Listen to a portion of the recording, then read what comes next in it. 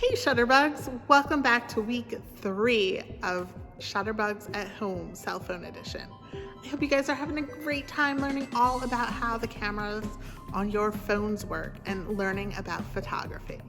This week, our topic is lighting. Lighting is everywhere and it seems like the most basic of topics, but it is one of the hardest to master.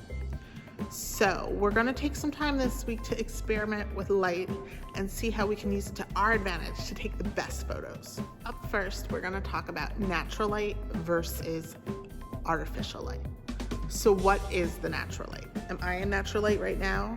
I am not. I'm here at the club and the lights above me are very harsh. This is artificial light. Natural light would be light from the sun.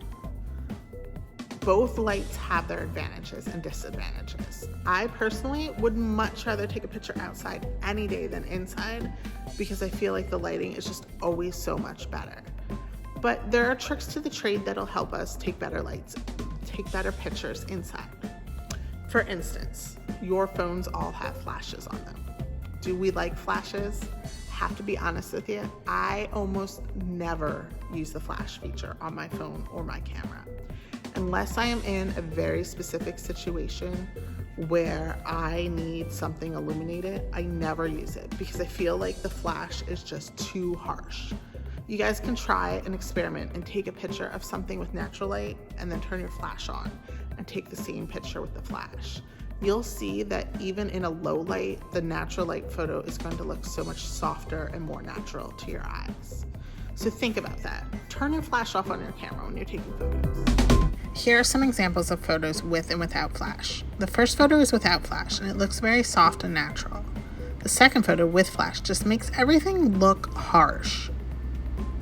In the next photo, we start without flash. Again, it looks very soft and natural and appealing. Once we add the flash, the girls kind of look very harsh and almost fake.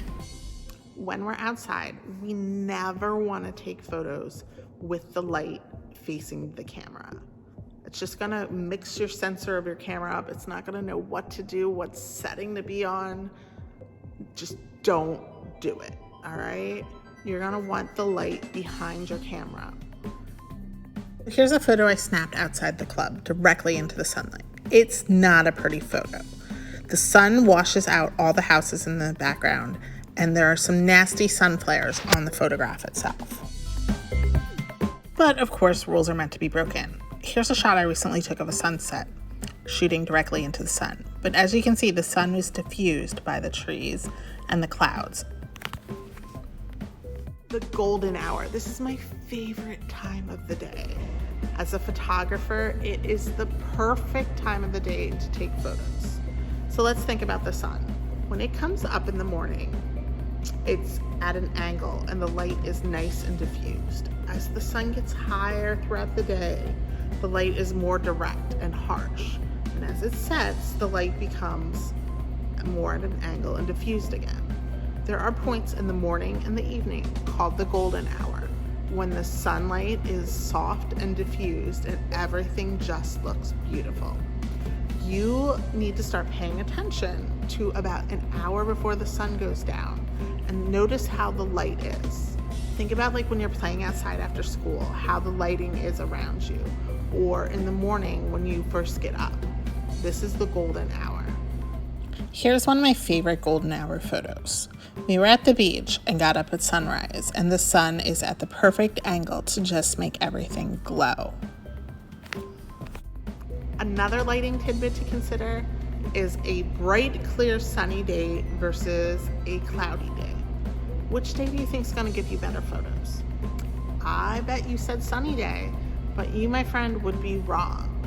On a cloudy day, the clouds diffuse the light, so you don't get any sharp points of light versus shadows like you would on a sunny day.